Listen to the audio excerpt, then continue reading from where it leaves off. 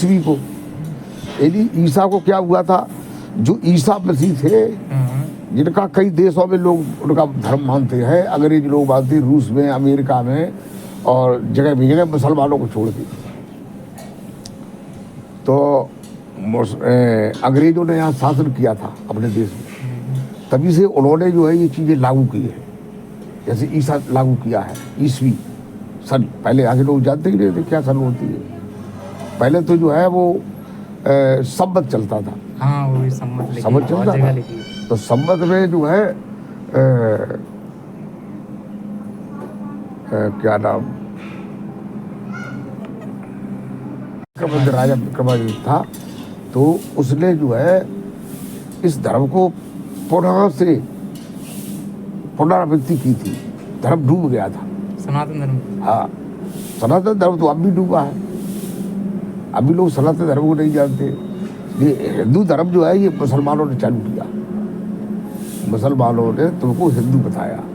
हिंदू माने होता है क्या होता है, गुलाम या काफिर, काफिर या गुलाम, एक ही बात है।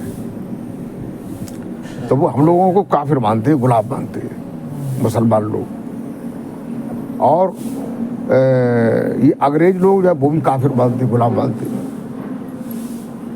वो इंग्लैंड में जाओ, अमेरिका में जाओ, रूस में जाओ, तो तुम्हारा वो ज़्यादा थोड़ा सम्मान करेंगे। तो ये कहे गुलाम देश के हैं ये, और वो भी गुलाम बने रहे। मुसलमानों की गुलामी में, वो अंग्रेजों की गुलामी में, अंग्रेजों की गुलामी जो है पूरे सारी दुनिया में हो गई थी। नेपाल गुलाम नहीं हुआ था, न मुसलमानों की गुलाम में हुआ था। उस समय नेपाल में कोई राजा था। अच्छा। हाँ, राजा अभी तक रहा है, अभी करीब 30-40 साल तक राजा रहा है। अब प्रजातंत्र शासन हो गया है। तो पहले राजा था, हमें याद था जब छोटे थे, तो वहाँ का राजा था महेंद्र विक्रम शाह। फिर उसका लड़का हुआ, जिन्हें कौन था उसका, ज्ञानेंद्र बाद में हुआ। उसके बीच में और एक राजा हुआ। ज्ञानेंद्र के बाद जो है फिर प्रजातंत्र शासन चालू हो गया। तो अब कोई भी राजा होता है, पहले जो है ये राजा जो थे वो शाक्य परिवार के थे। ये जो है गौतम बुद्ध के ही वंश के थे। तो ये लोग कहते हैं कि वो राम जो है वो पहले नहीं थे। हाँ गुरु जी, जागात की हम जैसे उनसे कही थी हमने कि राम तो त्रेता में थे, और तो बता दीजिए कि बुद्ध तो कलयुग में भैया आएंगे। जगदारी वो कुछ सुना है, बुद्ध पहले थे।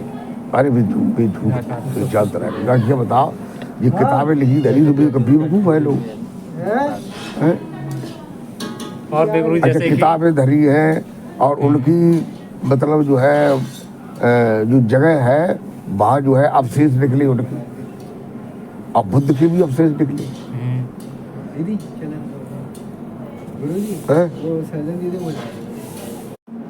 देखो ऐसा था, एक विक्रमादित्य नाम का राजा हुआ था।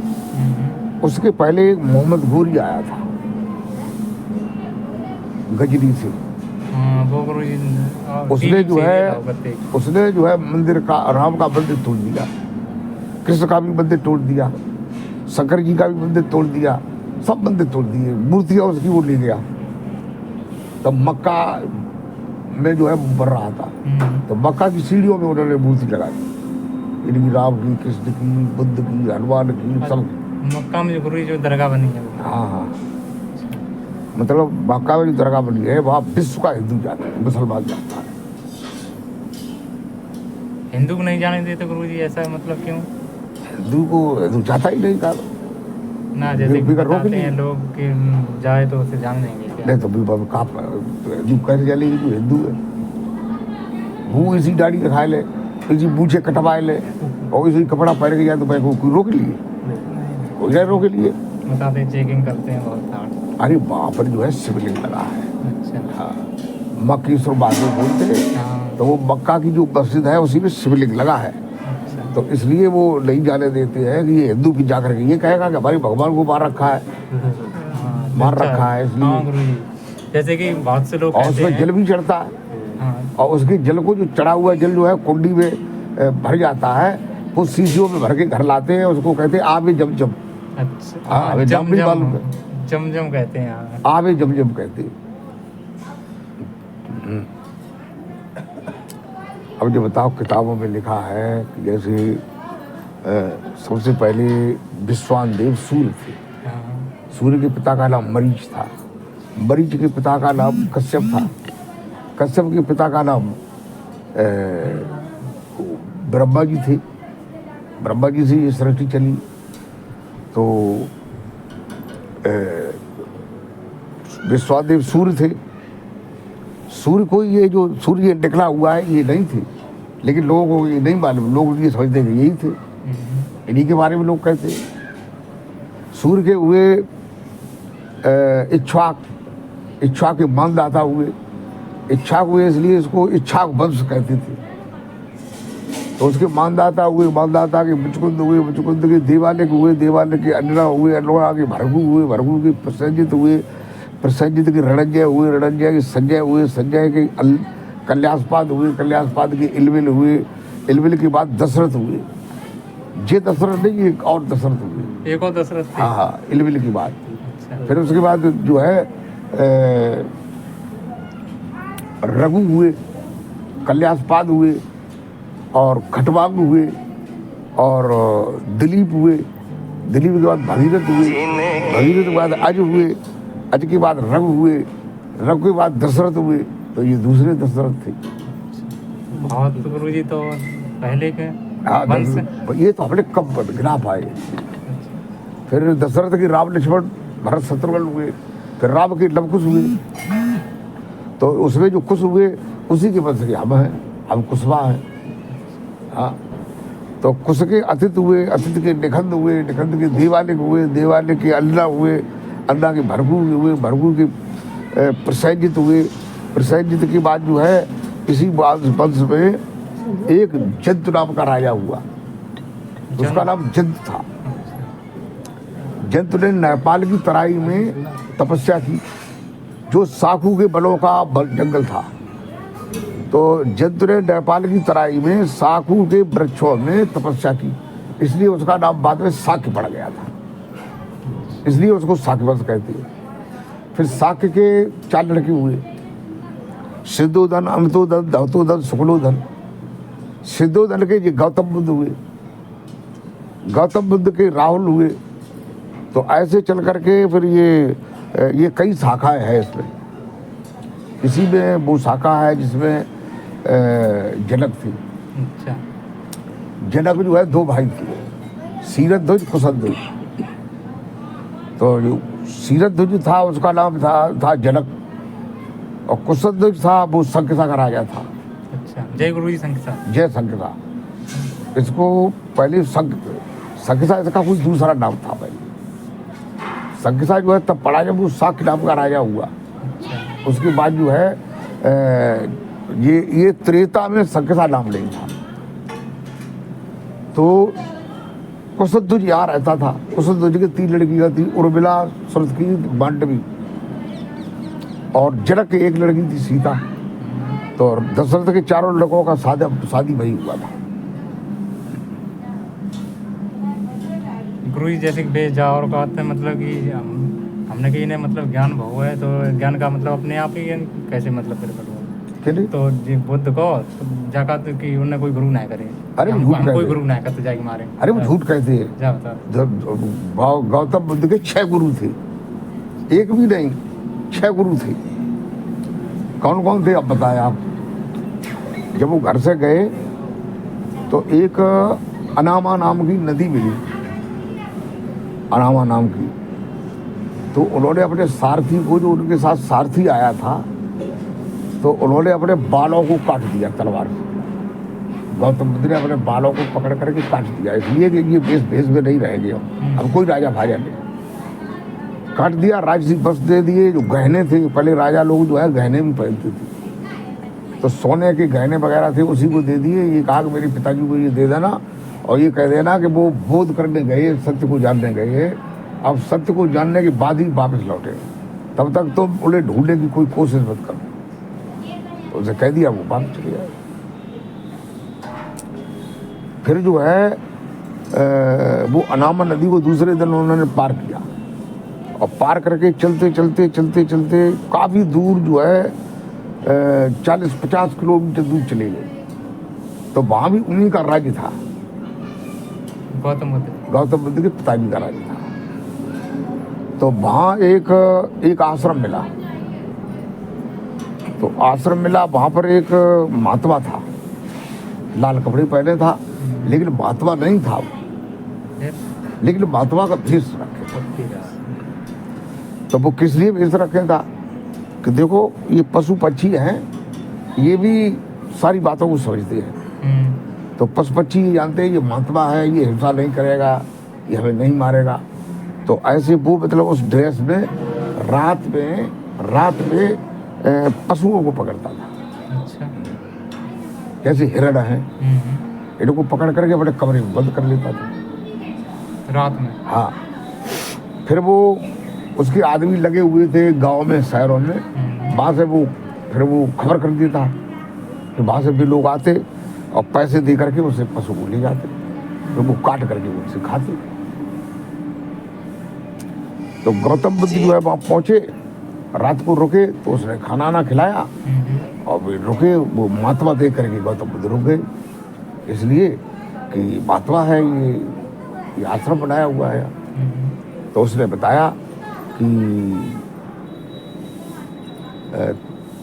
तुम कहाँ से आए हो? तो उन्होंने कहा ऐसे मैं सिंधुदर का लड़का हूँ, राजकुमार।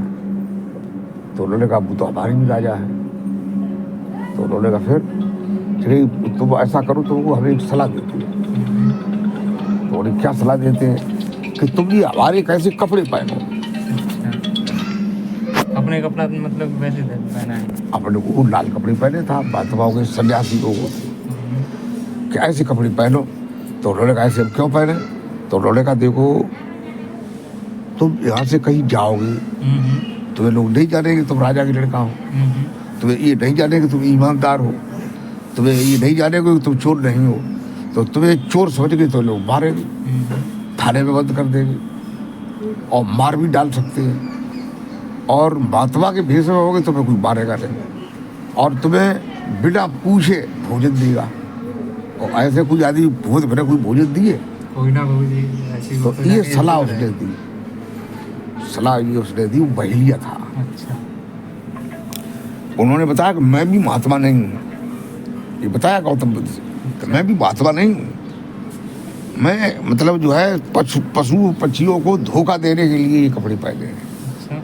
मैं पशु पक्षियों को पकड़ता हूँ और बेचता हूँ, ये मेरा काम है। तो पहला तो वो गुरु था, तो उनका भेष लिया, वो भेष का गुरु था, उन्हें भेष दिया, तो गुरु हुआ कि नहीं? फिर उसने ये बताया कि कुछ दूरी पर 20-25 किलोमीटर की दूरी पर एक भार्गव नाम के ऋषि रहते, भार्गव ऋषि। नाम सुना गुरु जी इनका? सुना? तो वो भार्गव ऋषि के पास वहां गए। अब उठाओ गए, जो भगवान कपिल देव थे, कपिल देव का नाम सुना था? जी जी। भगवान कपिल देव का सांख्य योग था। वो सांख्य योग जो है पूरे भारतवर्ष में फैला हुआ था। सांख्य योग जो है वे देव विभूति के लड़का थे, लेकिन माँ का नाम देव विभूति था। और देव विभूति जो है वो भी उनकी माँ थी, सगी माँ, तो उन्हीं के वे शिष्य थे अपने लड़के की। तो उनका ही ज्ञान जो है चारों तरफ फैला हुआ था। तो जो भार्गव ऋषि मिल थे उनके पास भी वही ज्ञान था, सांख्य योग उसे बोलते हैं। सांख्य योग क्या होता है? सांख्य माने संख्या, तो संख्या का योग। तो कैसा संख्या का योग? तुम्हारे शरीर के अंदर 10 इंद्रियां हैं, 10 संख्या हुई जी। तुम्हारे शरीर के अंदर 10 प्राण है, 20 संख्या हुई जी। तुम्हारे अंदर जो है 4 अंतःकरण है, मन है, बुद्धि है, चित्त है, 24। ठीक 24 हो गए। तो ये 24 के बाद जो है 25वां जीवात्मा, 25वां जीव और 26वां आत्मा। तो ऐसे ये संख्या का योग है। तो इन्हीं सभी सबको धीरे धीरे छोड़ो, मतलब ये बताते हैं इस ज्ञान में कि धीरे धीरे इनसे सबको छोड़ो, इनसे काम मत लो अपने। फिर जो है श्वास को छोड़ो, श्वास को खींचो, श्वास को रोको, ऐसे करो, फिर अंदाज लगाओ कि कहाँ पर कैसा क्या होता है। तो ये ज्ञान उन्होंने बताया। तो बुद्ध को भी ये ज्ञान बताया। तो वो उन्होंने भी जो है 6-7 दिन रहे वहाँ, उन्होंने वो किया, लेकिन उन्हें संतुष्टि नहीं हुई। तो उन्होंने कहा कि हम तुम्हारे ज्ञान से संतुष्ट नहीं। तो फिर उन्होंने कहा फिर कि और हमें कोई बताइए। तो वहाँ से उन्होंने ये बताया कि यहाँ से इतनी किलोमीटर की दूरी पर एक आश्रम है, वहाँ पद्मा और सखी नाम की 2 ब्राह्मणी हैं। ये भार्गव है, वो भी ब्राह्मण था। भार्गव ब्राह्मण में जात होती है। तो ये पद्मा सखी नाम की 2 ब्राह्मणी हैं, उनका आश्रम है, वहाँ चले जाओ। तो गौतम बुद्ध वहाँ गए। पद्मा सखी ने भी वही ज्ञान दिया उन्हें, जो उन्होंने सांस को खींचो, फेंको, संख्या का योग, सांख्य योग, ये दिया। 6-7 दिन वहाँ भी रहे तो उनको संतुष्टि नहीं हुई। अब क्या गुरु हो गए बता? 1 2 3 3 4 गुरु हो गए। बहलिया भी तो गुरु था। हाँ 4। उन्हें फिर जो है अच्छा नहीं लगा। तो ये मतलब जो है, ये नहीं कि हम ऐसे अपने मनगढ़ंत से कहते हैं। गौतम बुद्ध की किताब है हमारे पास, विचार चंद्रोदय, उनकी जीवनी, तो उसमें सब ये लिखा है। फिर उसके बाद उन्होंने ये बताया कि तुम आगे चल करके अलार कलाम के पास जाइए। वो एक अच्छी महात्मा है, भी तो सही बात बताएंगे। तो अलार कलाम के पास गए। नाम तो मुसलमान जैसा है, लेकिन थे वो हिंदू। अलार कलाम के पास गए तो उन्होंने भी वही ज्ञान दिया। उन्होंने फिर उन्होंने अभ्यास किया। उन्होंने कहा ये तो वही ज्ञान सब लोग देते हैं। फिर आगे कहा तो उन्होंने कहा मगध में जाइए। मगध देश में रामपत नाम का एक महात्मा है, उसके पास जाओ। तो उसके पास गए, उसके पास वही ज्ञान मिला। तो बुद्ध ने ये सोचा कि यही ज्ञान होता है। 6 गुरु हो गए। बुद्ध ने ये सोचा कि यही ज्ञान होता है, हम इसको समझ नहीं पा रहे। तो फिर जो है, जो बौद्ध गया है, वही एक ढोंगेश्वर की पहाड़ी है। तो ढोंगेश्वर की पहाड़ी पर उन्होंने इसका अभ्यास किया। पहले तो गए तो वो एक मगध देश में एक राजा था, उसका क्या नाम, बिम्बसार नाम था। तो बिम्बसार के पास गए तो वहाँ 5 पहाड़ियाँ थी, उसके बीच में मैदान था। वहाँ पर जो है उनके गांव के लोग थे, क्या नाम था उनके गांव का, कपिलवस्तु। कपिलवस्तु में जो है एक ब्राह्मण लोग ज़्यादा थे। तो उनमें से 5 ब्राह्मणों के लड़के जो है सलाह करके, उनके मामा आए थे। उन्होंने ये बताया था कि ये बुद्ध जो है आगे चल करके बहुत बड़ा जो है अरहत पदवी को प्राप्त करेगा, इसे लोग सारी दुनिया के लोग माने। तो ये खोज करेगा, तो तुम इनकी सेवा करना, तो खोज करके वो तुम्हें ज्ञान बता देगा। वो तुम करना, तुम भी अरहत पदवी को प्राप्त हो जाओगे। तो उन्होंने सेवा की, वहाँ से भी चल दिए। फिर वो मगध छोड़ करके ढोंगेश्वर की पहाड़ी पर, वो भी मतलब जो है उनका काम था, एक का काम था उनके लिए आसन बिछाना, एक का काम उनके लिए फल लाना, एक काम था उनके लिए जल लाना, एक का काम उनका था कि उनको नहलवाना। ऐसे 5 के अलग अलग काम थे। तो उनकी सेवा करते थे। बाद में जो है जब उन्हें अच्छा नहीं लगा, उन्होंने सोचा कि ये असली ज्ञान नहीं। तो फिर जो है शरीर उनका ज़्यादा कमज़ोर होगा। फिर उन्होंने फल खाना बंद कर दिया, फिर पत्ते खाने लगे, पत्ती खाना बंद कर दिया, फिर पानी पीने लगे, पानी भी बंद कर दिया, फिर वो हवा खाने लगे, शरीर बहुत कमज़ोर हो गया। तो एक इंद्र ने ये सोचा कि हमारा सिंहासन लेने के लिए कर रहे हैं। तो उन्होंने अप्सराएं भेजी। तो अप्सराएं जो है वो ढोलक बजा रही थी, कोई नच रही थी, कोई मजीरा बजा रही थी, कोई कुछ कर रही थी। तो बुद्ध ने आँख खोल करके देखा। तो उन्होंने सोचा कि देखो, बीणा के तारों को इतना टाइट भी मत करो जो टूट जाए उसके तार, और इतना ढीला भी मत करो जो उसमें सुर ना आए, आवाज़ ना आए। इसलिए मध्यम मार्ग अपनाना चाहिए। उसे शिक्षा ली उन्होंने। तो उन्होंने वो छोड़ करके चले गए। तो पंचभद्री ब्राह्मण के लड़के थे जिन्होंने सेवा करते थे, उन्होंने ये सोचा कि ये बुद्ध जो है भ्रष्ट हो गया है, अब इसको ज्ञान प्राप्त नहीं होगा। तो फिर वो सारनाथ में गए। सारनाथ में कुछ दिनों रहे। तो उन्होंने फल खाए, तब शरीर पुष्ट हुआ। फिर पुष्ट होने के बाद जो है फिर वो उन्हें मतलब जो है पूर्व जन्म का ज्ञान था। पूर्व जन्म में वो दूषित लोक में थे, तो दीपंकर नाम के उन्हें गुरु जी थे, उन्होंने वो श्वास का ज्ञान बताया था।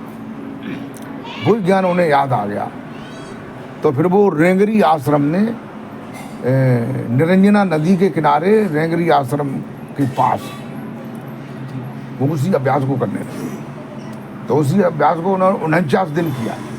7 दिन वहाँ किया जहाँ भेड़ें बैठती थी, 7 दिन वहाँ किया जहाँ पर एक राक्षस रहता था, 7 दिन वहाँ किया चक्रपाणी पर ये पानी आता है चक्र चलाने से, वो क्या होता है आराट,